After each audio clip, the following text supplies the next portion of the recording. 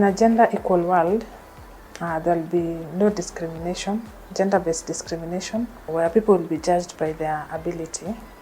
Point number 2, there'll be no gender stereotypes. I'll not be limited to my abilities. Point number 3, there'll be no gender-based violence, or very minimal. Where I come from, there are so many improvements. We have so many leaders who are being elected, ladies. So many girls are now going to school. Before, we never used to do that. But I'm hoping for more and more.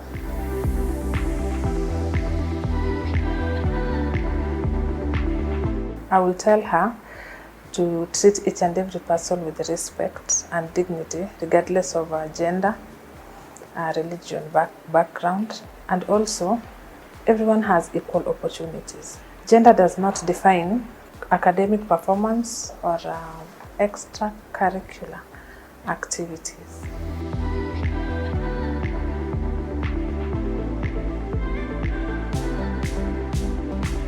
I really want to celebrate my father, Mr. Duba, who gave me an equal chance to education, because back in the day, in my community, not so many girls were not going to school. But I thank him for that opportunity that made me who I am today.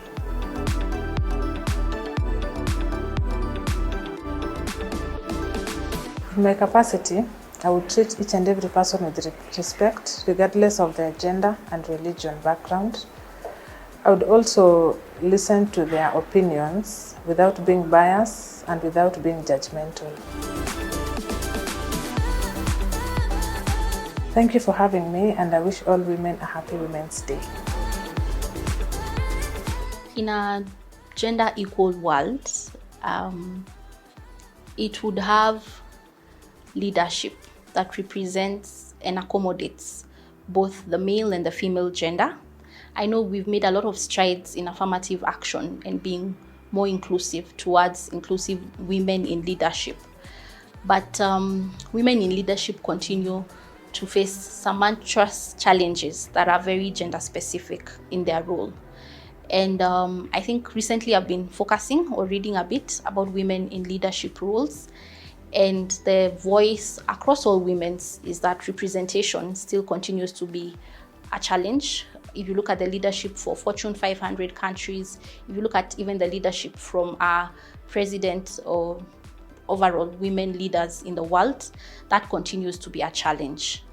I think the other thing that continues to be a challenge in this current day and age is that the leadership models and frameworks have only imagined a male perspective or a male dominant perspective. And women are different in the way that we conduct ourselves. So in the corporate sector, a salary and competition are the driving factors for a male leader, and the attainment of those two derivatives being what's in your check and how successful am I beating my competitor against the others. But for a women leader, these two are very important, in addition to very many other factors, such as the value and the meaning the work has to you. The ability of you being a lady, balancing the other facets of your life that are outside competition or salary. The ability to balance home life, the ability to balance your contribution to society remain core and valuable tenets of women in leadership. However, because the structure has mostly been male-dominated, you find that the culture really negates or does not pay prominence to those particular issues. And if you think about like the recent Prime Minister of New Zealand who retired, or the Yahoo CEO who also called it quits, women want to draw back to that fundamental thing that is a part of them, that is innate in them. And if those things are lacking in your role as a leader, then at some point you have sort of like burnout, because competition and salary and growth and a title and position are not the only fundamental things that matter to women.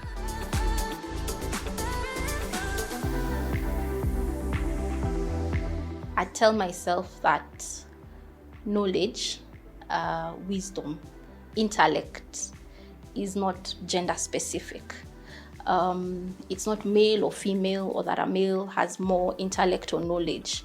And therefore, I'd be more firm and affirmative with respect to the knowledge and the wisdom that I have always yearned and desired, and that I continue to use in my day-to-day role.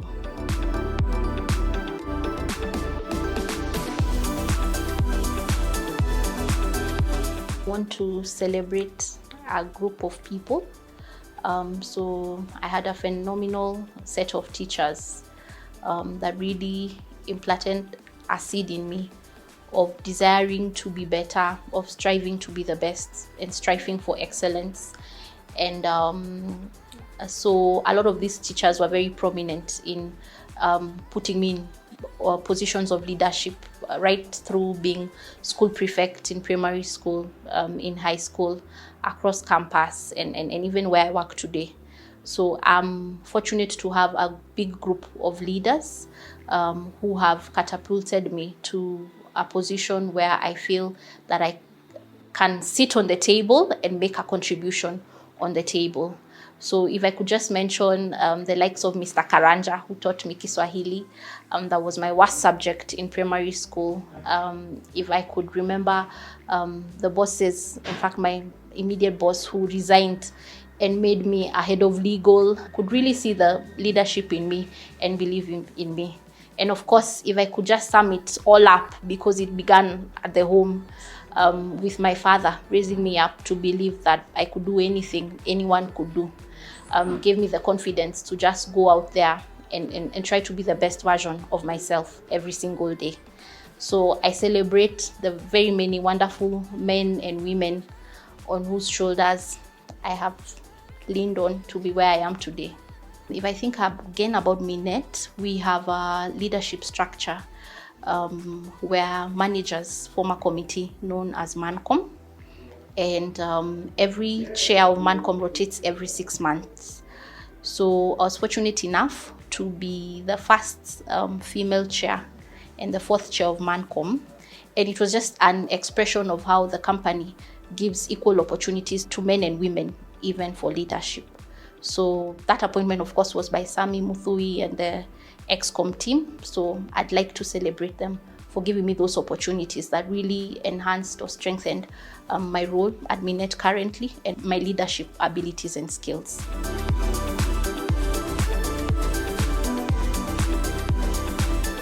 In this respect, I'd think about equity in terms of diversity, in terms of age, gender, sex, etc.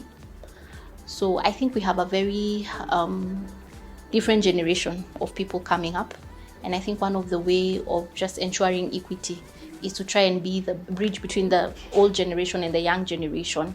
And one of the ways to do this is through mentorship, to sort of like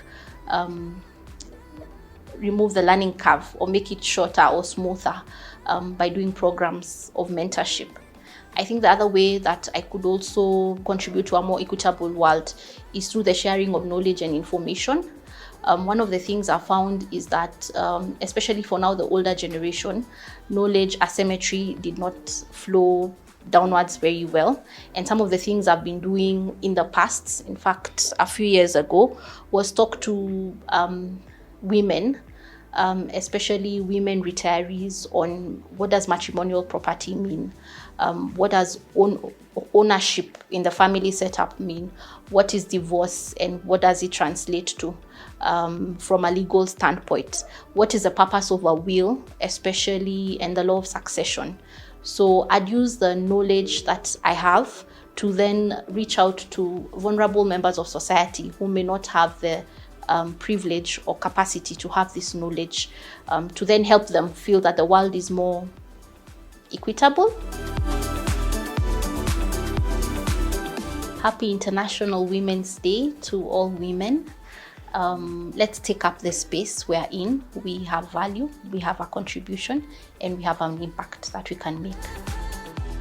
In a truly gender equal world, I would expect elimination of certain inequalities that exist in the current world.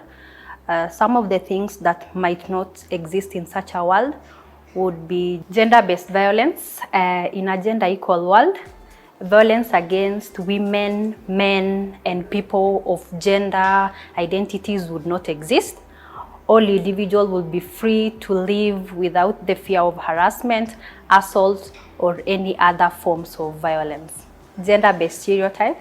In a gender-equal world, there will be no stereotypes based on people's gender that limit their full potential. Women and men will be free to pursue careers, hobbies, and interests without fear of being judged or ostracized.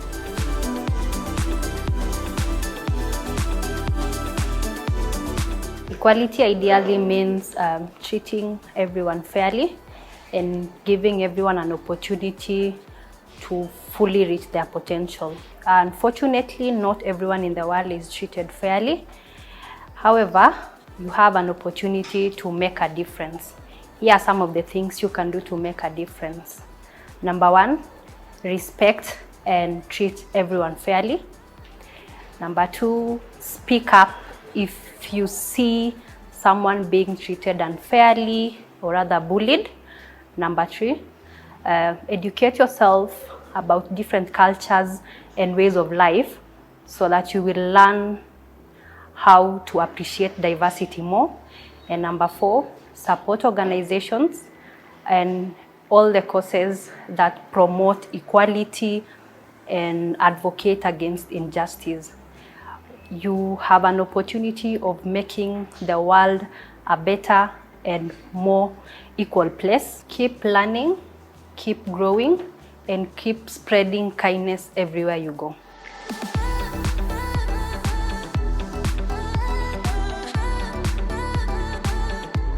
I honestly have many people in mind, including my bosses, Mr. Eric Rugo and Dennis Munene. But at this point, kindly allow me to recognize my dad, Mr. Nixon Lodgisoy. Growing up, education was quite a challenge.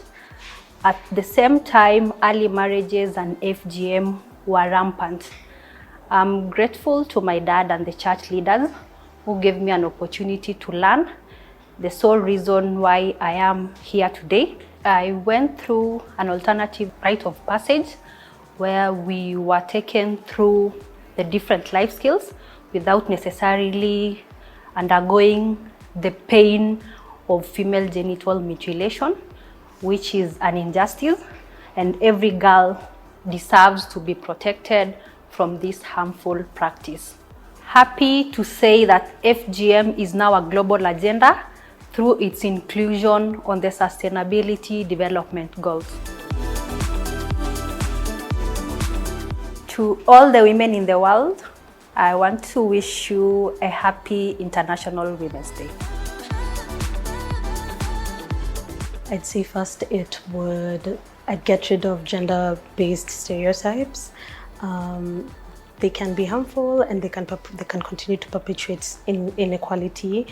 And some of the stereotypes would be men not being in touch with their feelings, women not being strong, or women being labeled as weak. Some of those stereotypes, we need to get rid of them. There has been progress that has been made in terms of like women's rights and basically the shortening of the gap.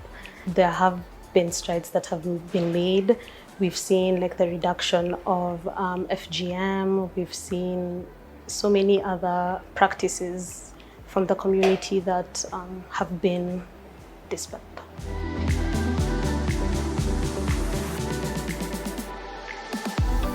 Don't be afraid to be strong. Don't be afraid to love math. Don't be afraid to be you. Embrace your femininity. Embrace your womanhood.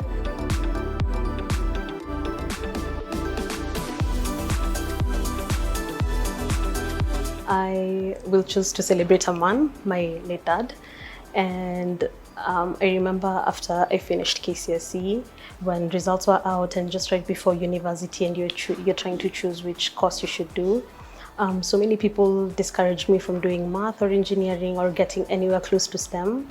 And my dad later on, when he realized that my self-esteem had gone down with regards to what I wanted to do, he really honestly just encouraged me and told me that being a woman shouldn't stop you to do anything. It should actually help you. It should actually motivate you to do more and be better.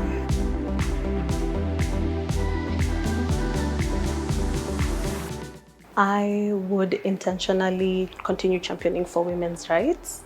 I would also intentionally work on dispelling the gender-based stereotypes.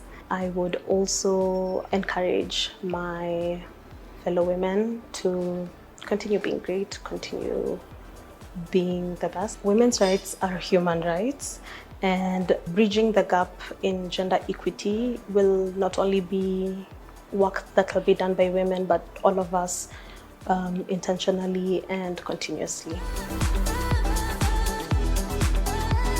Happy International Women's Day.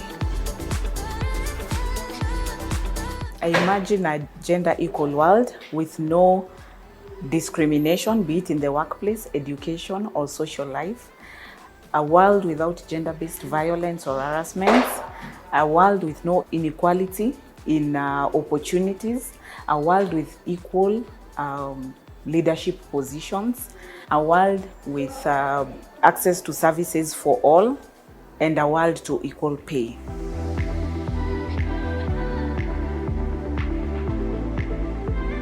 What I'll tell my younger self is, equality means treating everyone fairly and giving everyone an equal opportunity, regardless where they're from or who they are. Unfortunately, not everyone in the world, in the society that we live in, believe in equality. If I find somebody being oppressed because of their gender, I would speak out for them and ensure that they are treated fairly. Together, we can make the world an equal and just place for everyone.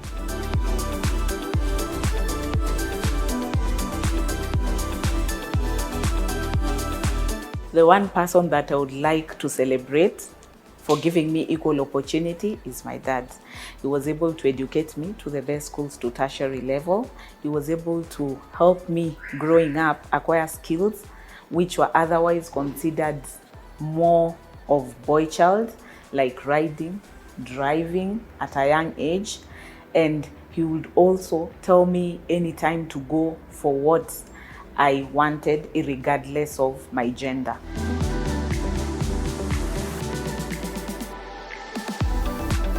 What I will do in my capacity to be able to ensure equality, I'll educate myself and also the community to be able to understand the root cause of inequality and get solutions to deal with it.